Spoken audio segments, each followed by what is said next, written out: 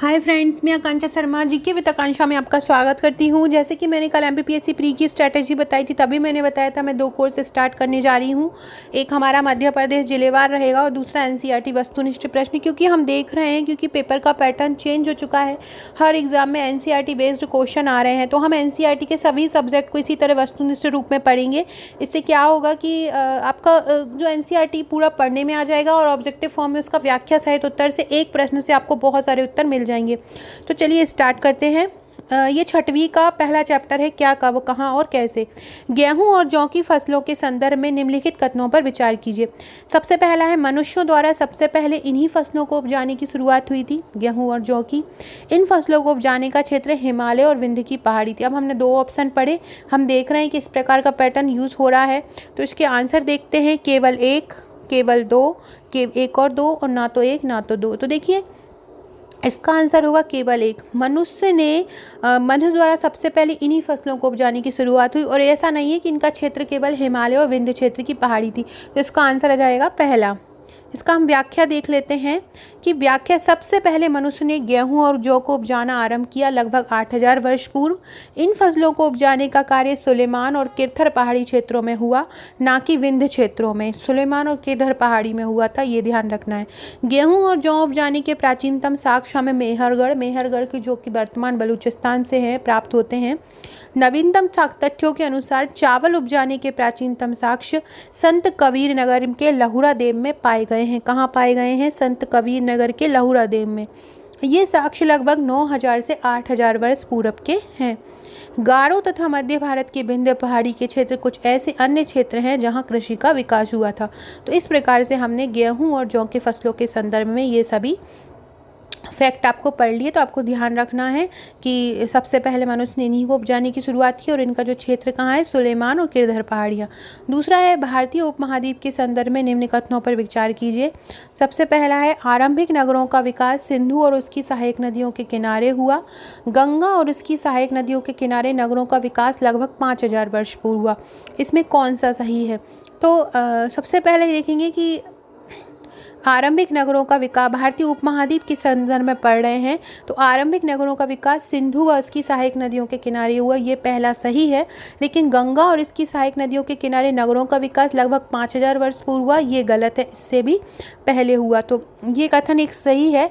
लगभग 4700 वर्ष पूर्व सिंधु व उसकी सहायक नदियों के किनारे आरंभिक नगरों का विकास हुआ।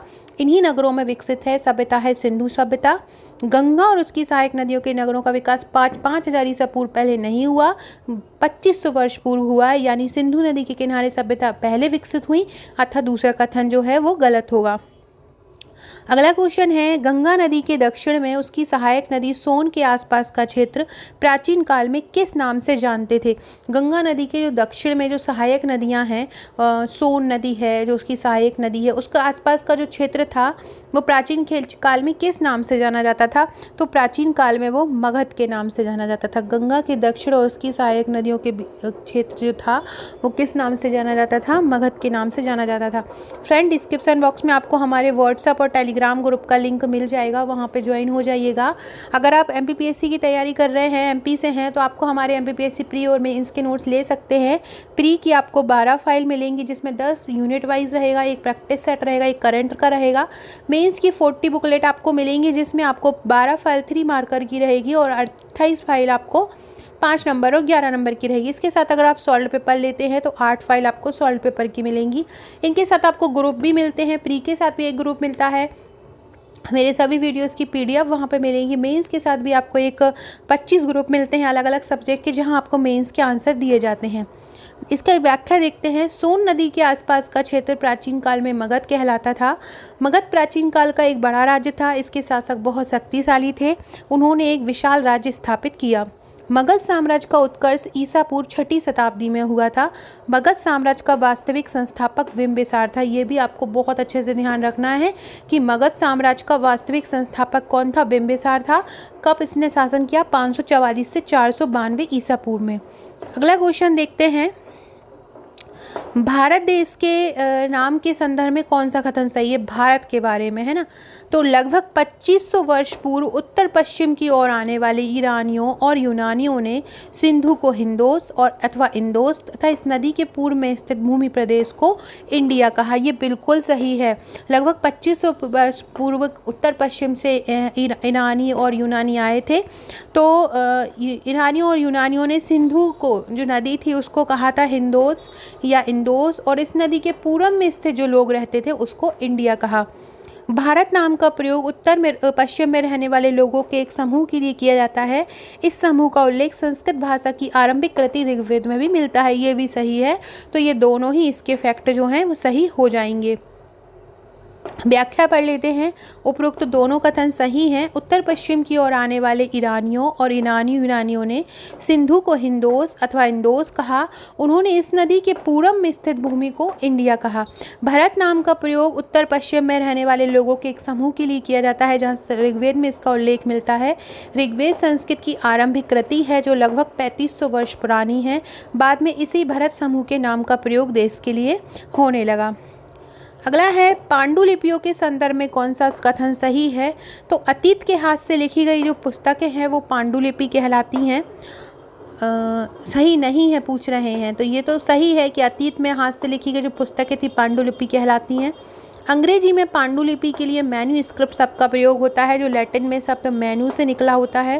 पांडुलिपियाँ जो हैं ताड़ के पत्तों को काटकर अथवा हिमालय क्षेत्र में उगने वाले भुर्ज नामक पेड़ की छाल से विशेष तरीके से तैयार भोजपत्र पर लिखी जाती हैं। पांडुलिपियाँ केवल मंदिरों और बिहारों से प्राप्त होती हैं जो केवल संस्कृत भाषा में लिखी गई हैं। पांडुलिपियाँ किससे प्राप्त हुई हैं? मंदिरों और बिहारों में प्राप्त होती हैं जो केवल संस्कृत भाषा में लिखी गई हैं। तो इसका उत्तर भी क्या हो जाएगा? ये वाला जो है डी, पांडुलिपियाँ केवल मंदिरों और बिहारों में प्राप्त होती हैं, ये गलत है। ऐसा नहीं है कि केवल मंदिरों और बिहारों में प्राप्त होती हैं। पांडुलिपियाँ मंदिरों बिहारों के अतिरिक्त अन्य स्थानों से भी प्राप्त हुई हैं। ये पांडुलिपियाँ प्राचीन भाषाओं से प्राप्त हुई हैं जिनमें संस्कृत, प्राकृतिक और तमिल भाषाएं शामिल हैं। अगला है अभिलेखों के संदर्भ में कथनों पर विचार कीजिए। ऐसे लेख जो केवल पत्थरों पर उत्कीर्ण किए जाते हैं अभिलेख होते हैं। कभी कभी शासक अथवा अन्य लोग अपने आदेशों को इस तरह उत्कीर्ण करवाते हैं कि लोग उन्हें देख सकें या पढ़ सकें। हम इसकी पहले व्याख्या करते हैं। ऐसे लेख जो पत्थर अथवा धातु जैसी कठोर सतह पर उत्कीर्ण होते हैं, जबकि यहाँ पे क्या लिखा है? केवल पत्थरों पर, तो ये अभिलेख कहलाते हैं। ये गलत है।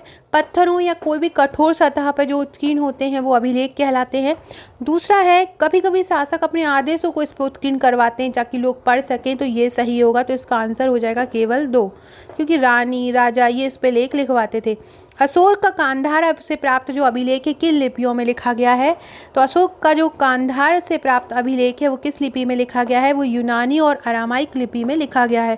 अशोक का कांधार से प्राप्त अभिलेख किस में लिखा गया है? यूनानी और अरामाइक लिपि में लिखा गया है। अशोक का कांधार लेख इसमें क्षेत्र में प्रयुक्त होने वाली यूनानी तथा अरामाइक नामक 2 भिन्न लिपियों तथा भाषाओं में लिखा गया है। सो फ्रेंड्स, ये थे आज के हमारे क्वेश्चन। अगर आप इस तरह का ही वीडियो और करना चाहते हैं तो मुझे कमेंट में ज़रूर बताइएगा, क्योंकि आपके कमेंट्स मुझे मोटिवेट करते हैं। मैं पता भी चलता रहता है मुझे कि कौन मेरे वीडियो देख रहा है, और सेकेंडली बात मैं इस तरह के और सब्जेक्ट के भी आपको लेके आ पाऊँ। Okay friends, thank you.